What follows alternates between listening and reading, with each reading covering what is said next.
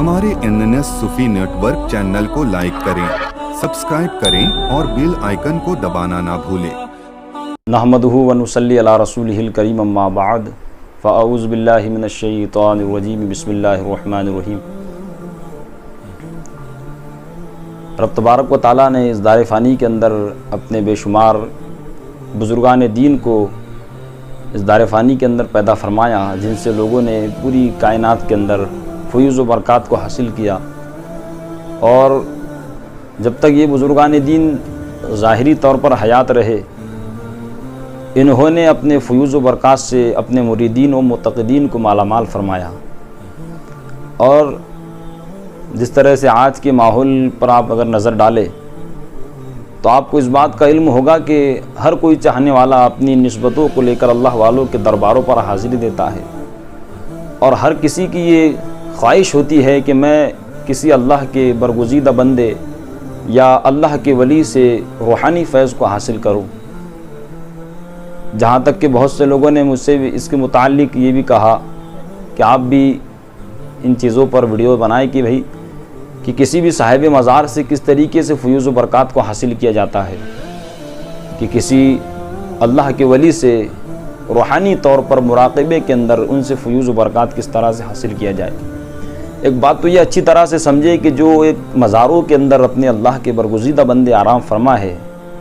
इनसे रूहानी तौर पर मुराक़बे के अंदर फ़यूज़ व बरक़ात हासिल करना ये कोई मामूली बात नहीं है। हालांकि मुश्किल भी नहीं है, दुश्वार भी नहीं है, लेकिन बुज़ुर्गान दीन से रूहानियत के अंदर हम कलाम वही होते हैं जिनकी रूहानियत उरूज पर हुआ करती है। बुज़ुर्गान दीन से साहिब मज़ार से हम कलाम होने के पहले, उनसे मुराक़बे के अंदर रूहानी फ़यूज़ व बरक़ात हासिल करने के पहले इंसान अपने ख़ुद के वजूद को उस तरीके से बनाए। पहले वो अपने वजूद को, अपनी ज़ात को ख़ुद के वजूद में फ़ना करे, तब अपनी ज़ात में अपने वजूद को जिस वक्त वो फ़ना करेगा तो तब वो मुर्शिद कामिल की ज़ात में फ़ना होगा। तो तब जाके उसको रूहानियत की वो मनाजिल हासिल होगी। जब रूहानियत की मनाजिल इंसान तय करता है तो तब जाके उसे किसी साहिब कलाम से हम कलाम होने का मौका मिलता है। वरना आज भी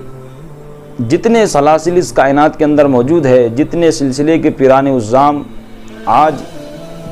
के दौर के अंदर खिदमत को अंजाम दे रहे हैं, बहुत से ऐसे बुज़ुर्गान दीन हैं जिनके सिलसिले से कई लोगों ने उनसे फ़यूज़ व बरक़ात हासिल करके रब तबारक व तआला का दीदार किया। बहुत से बुज़ुर्गों की सीरत में आपको ये मिलेगा कि नबी पाक अलैहिस्सलातु व तस्लीम का दीदार किया। और हर सिलसिले के अंदर, चाहे वो सिलसिले चिश्तिया हो, चाहे सिलसिले नक़बंदिया हो,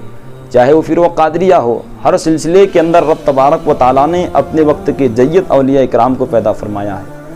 और हर सिलसिले के अंदर नबी पाक अलैहिस्सलातु व तस्लीम से इब्तिदा से फैज़ जारी व सारी है, जिसकी बुनियाद पर ज़ाहिरी ज़िंदगी के अंदर भी उनसे लोग फैज़ हासिल करते थे। और आज जब वो मज़ारों के अंदर है तो अपनी रूहानियत को उस दर्जे पर पहुँचा के साहिब मज़ार से हम कलाम हो सकते हैं। हर सिलसिले के अंदर रब तबारक व तआला ने वो तासीर रखी, किसी भी साहिब मज़ार से आप हम कलाम हो सकते हैं, उनसे रूहानी मुराक़बे के अंदर फैज़ हासिल कर सकते हैं। लेकिन सिर्फ इतना होता है कि कुछ शराइतें हुआ करती है, कुछ बातें हुआ करती है, और हर सिलसिले वाला अपने एतबार से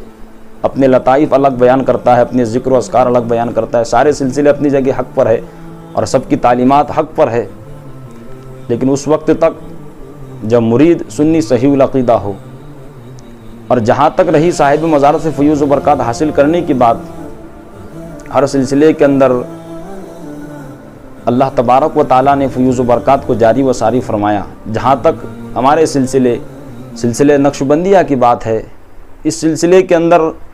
जो तरीक़ा साहिब मज़ार से हम कलाम होने का बयान किया जाता है, वो भी बहुत सारे लोगों को बताया जाता है,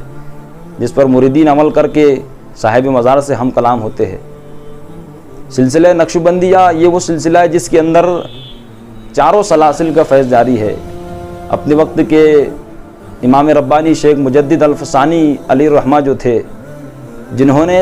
अपनी ज़ाहिरी ज़िंदगी के अंदर हज़रत ख्वाजा बाक़ी बिल्ला नक्शबंदी अलैहिर्रहमा से सिलसिला नक्शबंदिया की इजाज़त को हासिल किया।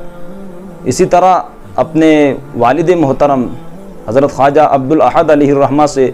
सिलसिले चिश्तिया व सोहरवर्दिया की इजाज़त को हासिल किया। اب جس وقت ایک واقعہ سلسلہ قادریہ کی نسبت کا یہاں پر بیان کیا جاتا ہے کہ غوث پاک رضی اللہ تعالیٰ عنہ کی ظاہری زندگی کے اندر آپ ایک جنگل کے اندر عبادت کرنے کے لیے بیٹھے ہوئے تھے،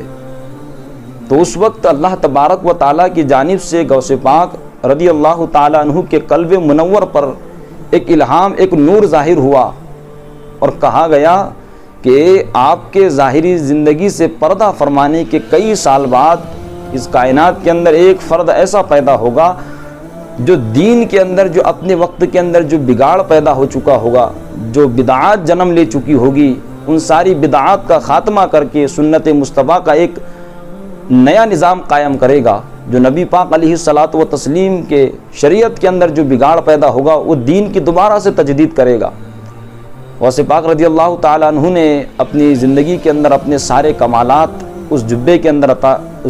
اندر رکھ دیے، اور رکھنے کے بعد اس جبے کو اپنے آخر وقت کے اندر اپنے بیٹے عبد الرزاق تاج الدین کو وہ جبہ عطا کیا اور کہا کہ بیٹے یہ اپنی نسلوں میں چلاتے رہنا، تاکہ اس شخص تک کہ یہ جبہ پہنچ جائے جو نبی پاک علیہ الصلاۃ و تسلیم کی دین کی از سر نو تجدید کرے گا۔ تو آپ کے بیٹے سے جب وہ مجدد پاک کے زمانے میں آیا تو اس مجدد پاک کے زمانے کے اندر سلسلہ قادریہ کے نہایت ہی پائے کے بزرگ حضرت شاہ کمال الدین کیتلی علیہ الرحمہ جو تھے، ان تک وہ جبہ پہنچا تھا، تو انہوں نے خواب کی بنیاد پر اپنے دادا جان حضرت سکندر کی بشارت کی بنیاد پر وہ خرقہ حضرت مجدد پاک علیہ الرحمہ کو عطا کیا تھا۔ تو اس طریقے سے سلسلہ قادریہ کی نسبت مجدد پاک علیہ الرحمہ کو عطا ہوئی، اور انہی سے کائنات کے اندر، انہی سے دنیا کے اندر یہ چاروں سلاسل کی خلافت آج بھی موجود ہے، اور اپنے اپنے اعتبار سے ہر سلسلے والا بزرگان دین کی تعلیمات کی اشاعت کر رہا ہے۔ اب جہاں تک کہ ہم نے اپنے بزرگوں سے سنا ہے کہ صاحب مزار سے کس طریقے سے فیوز و برکات حاصل کیا جائے، ان سے کس طریقے سے انسان ہم کلام ہو سکتا ہے، اس کا نہایت ہی آسان طریقہ یہ بھی ہے، لیکن اس سے قبل ایک بات یہ سمجھے کہ کسی بھی صاحب مزار سے ہم کلام ہونا یہ کوئی عام بات نہیں ہے جس کو لوگ بڑے ہی آسانی سے خالص وظیفہ بیان کر کے گزر جاتے ہیں۔ اس چیز کے اندر صاحب مزار سے ہم کلام ہونے کے لیے سب سے پہلے مرشد کامل کی سرپرستی ضرور ہوا کرتی ہے، کسی کی اجازت ضرور ہوا کرتی ہے۔ بنا اجازت کے اگر ان کاموں کو اگر بندہ کرنے لگ جائے تو وہ رجعت کا شکار بھی ہو سکتا ہے، اس لیے کہ وہ اللہ والے ہے، ہم گناہگار کہاں اور ان کی شانیں کہاں پر۔ اب جب سب سے پہلے ایک بات یہ بھی یاد رکھے کہ ہم اپنے سینے کی صفائی کریں، ہم اپنے قلب کی صفائی کریں، گناہوں سے اپنے دلوں کو دھو لے۔ جب ہمارے سینے پاک و شفاف ہو جائے، ہمارے روحانیت اس مقام تک پہنچ جائے تو ہم ضرور انشاءاللہ اللہ کے کسی بھی ولی سے ہم کلام ہو سکتے ہیں۔ لیکن خیر، جہاں تک مجھ سے پوچھا گیا تھا کہ اس کا طریقہ بتایا جائے تو میں اس طریقے کو عرض کر دوں کہ کسی بھی صاحب مزار سے فیوز و برکات حاصل کرنے کے لیے باوضو آپ مزار شریف پر حاضری دینے کے بعد ادباً ان کی بارگاہ میں سلام عرض کرے۔ اب سلام عرض کرنے کے بعد بیٹھ جائے اطمینان سے، بیٹھنے کے بعد قرآن مقدس کی کوئی آیتیں یا صورتیں پڑھ لے اور یاسین شریف کی تلاوت کر لے تو بہت بہتر ہے، ورنہ یاد نہ ہو تو کوئی بھی صورتیں پڑھ سکتا ہے۔ پھر اس کے بعد کم از کم 1100 مرتبہ اللہ اللہ اللہ کی ضربیں لگاتا رہے۔ اب اتنا ذکر کرنے کے بعد، اتنا پڑھنے کے بعد رب تبارک و تعالیٰ کی بارگاہ میں دعا کے لیے ہاتھ اٹھائے۔ اب اگر کسی کا مرید ہے تو وہ نبی پاک علیہ الصلاۃ و تسلیم سے لے کر تو اپنے مرشد تک اس ذکر کا ایصال ثواب کرے۔ اب ایصال ثواب کرنے کے بعد، مکمل ایصال ثواب ہونے کے بعد میں اپنی آنکھوں کو بند کرے، مراقبے کے اندر بیٹھے۔ اب یہ تصور کرے کہ نبی پاک علیہ الصلاۃ و تسلیم کی بارگاہ سے ایک نور نکلا، وہاں سے ایک نور نکلا جو سلسلہ بسلسلہ ہوتا ہوا صاحب مزار کے سینے پر آ کر اترا، اور اس صاحب مزار کے سینے سے وہ میرے قلب میں داخل ہوا۔ تقریباً اسی طریقے کا مراقبہ 35 سے 40 منٹ تک آپ کرتے رہے۔ اب اس مراقبے کے اندر بارہا دیکھا گیا کہ کیفیت یہ ہوا کرتی ہے، کبھی انسان کے جسم پر کپ کپی طاری ہوتی ہے، کبھی آنکھوں سے آنسو بہنے لگتے ہیں، کبھی گھبراہٹ سی، بے چینی سی محسوس ہوتی ہے، کبھی کچھ ورگلانے کی آوازیں بھی آتی ہے، کہیں انسان کا ذہن دوسری طرف بھٹکتا ہے۔ تو یہ ذہن کو بھٹکنے کے لیے یہی کہا جاتا ہے کہ اگر مرشد کامل سے فیض وابستہ ہے تو وہ اپنے مرشد کا تصور کر کے مراقبہ کر سکتا ہے، لیکن بہرکیف اب تصور یہی رکھے کہ صاحب مزار کے سینے سے ایک نور میرے سینے کے اندر داخل ہو رہا ہے. اگر پہلے دن نہیں ہوتا تو دوسرے دن کرے، مسلسل 21-22 دن کرتا رہے، تو اسی طریقے سے انشاءاللہ العزیز صاحب مزار سے وہ فیض آپ کو حاصل ہوگا